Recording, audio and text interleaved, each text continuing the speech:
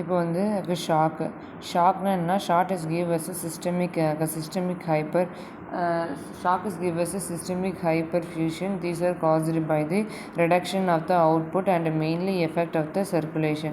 அதாவது ஷாக் வந்து is a systemic அதுக்கப்புறம் வந்து hypoperfusion is caused by the reduction of either output and அதுக்கப்புறம் and effectiveness வந்து கம்மி பண்ணுறது தான் வந்து சொல்கிறாங்க, ரிடக்ஷன் பண்ணுறது தான்.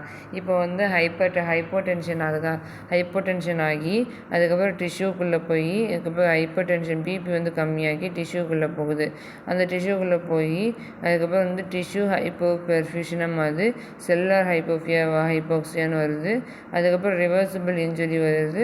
அதுக்கப்புறம் இர்ரிவர்சிபிள் இன்ஜுரி வந்து within the persistent of the shock and end of the organ வந்து டிஸ்ஃபங்க்ஷன் அடைஞ்சு அதுக்கப்புறம் வந்து என்ன சொல்கிறாங்கன்னா டெத்து நடக்குது. இப்போ shock is defined as the condition of the systemic BP of inadequate delivery, inadequate reduction of O2, the nutrient to the support of vital organ and cellular function இருக்குது. Shock is classification into the 2 டைப்பாக இருக்குது.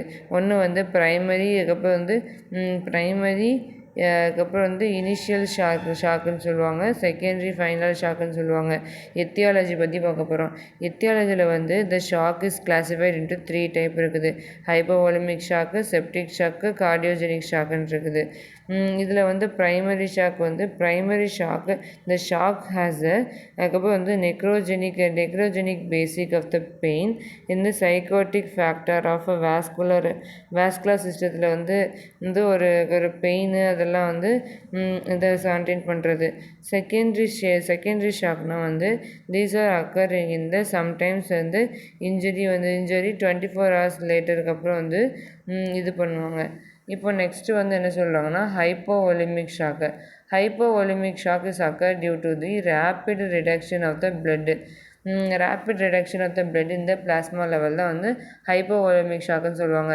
Causes of hypovolemic ஷாக்கோட causes வந்து haemorrhage, several அட்கஷன், அதுக்கப்புறம் வந்து severe vomiting, severe dehydration, அதுக்கப்புறம் வந்து haemorrhage, severe diarrhoea, vomiting, dehydration, அதுக்கப்புறம் டிஎம்மாக இருக்குது. அதுக்கப்புறம் pathophysiology of the hypovolemic shock வந்து dehydration and haemorrhage, reduction of the intravascular blood vessel, அதுக்கப்புறம் வந்து அதுக்கப்புறம் என்னதுன்னா decreasing in the preload, decreasing in the shock volume, decreasing in the cardiac output, decrease in the hypoperfusion, அதுக்கப்புறம் வந்து vasoconstriction, tissue ischaemia and hypoxia, cellular and other diffusion வந்து நடக்குது ஹைபாக்சியாவில். இப்போ வந்து கார்டியோஜெனிக் ஷாக்குன்னு சொல்கிறாங்களா. இப்போ வந்து காசஸோட ஹைப்போவாலமிக் ஷாக் வந்து ஹெமரேஜு, அதுக்கப்புறம் சிவியர் டீஹைட்ரேஷன், டயரியா, வாமிட்டிங், அதுக்கப்புறம் வந்து டிஎம்லாம் போட்டிருக்காங்க. பேத்தோஃபிசியாலஜியில் வந்து dehydration of the haemorrhage, these are the reduction of the intravascular of the blood vessels, blood volume. Intravascular of the blood volume is decreasing in the preload, decreasing in the shock volume, decreasing in the cardiac output. Systemic hypoperfusion, the vasoconstriction, tissue ischemic hypoxia, cellular the other organ dysfunction. Cardiogenic shock, this is characterized by the reduction of the pumping ability of the heart due to the increasing in the myocardial damageனால ஒரு வரக்கூடியதான் வந்து இந்த ஒரு heart ஷாக்குன்னு சொல்கிறாங்க. அதுக்கப்புறம் cardiogenic ஷாக்குன்னு சொல்கிறாங்களா.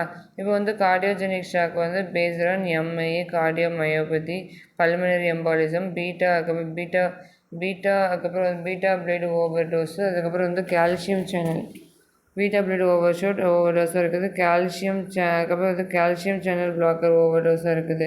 இப்போ வந்து myocardial infarction இருக்கா. இந்த மயோகார்டியல் இன்ஃப்ராக்ஷன் வந்து என்ன சொல்கிறாங்கன்னா இந்த மயோகார்டியல் இன்ஃப்ராக்ஷன் ஒரு இன்ஃப்ராக்ஷன் இருக்குது. இது மயோகார்டியல் இன்ஃப்ராக்ஷன். அதுக்கப்புறம் வந்து மயோகார்டியல் அதுக்கப்புறம் வந்து டிஸ்ஃபங்க்ஷன் இருக்குது. இன்ஃபெக்ஷனில் வந்து சிஸ்டமிக் அதுக்கப்புறம் இன்ஃப்ளமேட்டரி ரெஸ்பான்ஸ் கொடுக்குது. இன்க்ரீஸிங் இன் தி நோ சிந்தட்டிக்காக இருக்குது. எந்த ஒரு சிந்தட்டிக் வேசோடைலேஷன் வந்து நல்லா நடக்குது. அதுக்கப்புறம் வந்து வேசோடைலேஷன் நல்லா இருக்குது. அதுக்கப்புறம் மயோகார்டியல் டிஸ்ஃபங்க்ஷனில் வந்து டிக்ரீஸிங் இந்த அதுக்கப்புறம் வந்து கார்டியாக் ரேட்டு அதுக்கப்புறம் வந்து ஷாக் வாமிட்டிங்கில் இருக்குது. சிஸ்டமிக் ஹைப்போடென்ஷனாக இருக்குது. ஹைப்போபர்ஃபியூஷன் வந்து வேசோ கன்ஸ்ட்ரிக்ஷன் நடக்குது. அதுக்கப்புறம் வந்து ஹைப்போபர்ஃபியூஷனில் வந்து டிக்ரீஸிங் கொரோனரி பர்ஃபியூஷன். அதுக்கப்புறம் வந்து cardiac and other end of the organ damage. அதுக்கப்புறம் வந்து கார்டியோசைடல் அதுக்கப்புறம் டிஸ்ஃபங்க்ஷன் வந்து அதர் வந்து டெத் வந்து நடக்குது. இப்போ வந்து செப்டிக் ஷாக் பற்றி பார்க்க போகிறோம். செப்டிக் ஷாக் வந்து பேஸ்டு வந்து அதுக்கப்புறம் the severe bacterial infection of the அதுக்கப்புறம் வந்து septicaemia is induces to the septic shock. அதுக்கப்புறம் வந்து ப்ரிடாமினன்ட் கேசஸாக வந்து கிராம் நெகட்டிவ் செப்டிசிமியா இருக்குது. Endotoxic shock. Gram positive septicaemia வந்து எக்ஸோடாக்சிக் ஷாக்குன்னு இருக்குது. Gram negative septicaemia these are the infected of.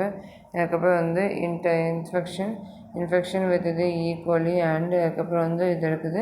Gram positive அதுக்கப்புறம் வந்து செப்டிசிமியான்னு இருக்குது. அந்த இன்ஃபெக்ஷன் வித் இது அதுக்கப்புறம் வந்து ஸ்ட்ரெப்டோகாக்கை இன்ஃபெக்ஷன் வித் ஸ்ட்ரெப்டோகாக்கை நியூமோகாக்கைன்னு இருக்குது. Causes of the septic shock வந்து இதெல்லாம் இருக்குது. அதுக்கப்புறம் வந்து கிராம் பாசிட்டிவ் செப்டிசிமியா எண்டோடாக்டிக் வந்து ஷாப்பு.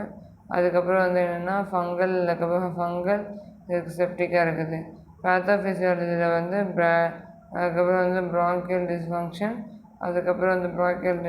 இருக்கும். அதுக்கப்புறம் வந்து எக்ஸ்ட்ரா கொராய்டல் அதுக்கப்புறம் மினரலைசேஷன் ஆஃப் த பேத்தாலஜியில் வந்து is binded to the protein of the muscle binded to the CD4 ரிசெப்டரில் பைண்ட் ஆகி அதுக்கப்புறம் it remind to the TLR அதுக்கப்புறம் TLR4 வந்து ரிமைண்ட் வந்து நடக்குதுன்னு சொல்கிறாங்க. TLR4 வந்து ரிமைண்டர் வந்து நடக்குது. அதுக்கப்புறம் வந்து ஸ்டேஜஸ் ஆஃப் ஷாக் வந்து இனிஷியல் அதுக்கப்புறம் வந்து ப்ரொபகேஷன் ஃபேஸு அதுக்கப்புறம் வந்து ப்ரொபகேட்டிவ் ஸ்டேஜுன்னு இருக்குது. அதுக்கப்புறம் வந்து அதுக்கப்புறம் வந்து வென்சிபிள் வந்து அதுக்கப்புறம் வந்து என்ன சொல்கிறாங்க இன்டர்வென்சிபிள் ஸ்டேஜ்னு சொல்கிறாங்க. அதுக்கப்புறம் மார்ஃபாலஜி வந்து பிரெயினில் வந்து இஸ்கிமிக் அதுக்கப்புறம் என்கேப்சுலேட்டட் பற்றி அதுக்கப்புறம் என்கேப்சுலை பற்றி ஹார்ட் வந்து கன்ஜஸ்டிவ் நெக்ரோசிஸாக இருக்குது. அதுக்கப்புறம் என்ன சொல்கிறாங்கன்னா கிட்னியில் வந்து அக்யூட் இன்ஃப்ளமேஷன் ஆஃப் நெக்ரோசிஸ் வந்து நடக்குது. அதுக்கப்புறம் வந்து லங்ஸில் வந்து அதுக்கப்புறம் லங்ஸில் வந்து டைரக்ட் ஃபில்லிங்காக இருக்குது.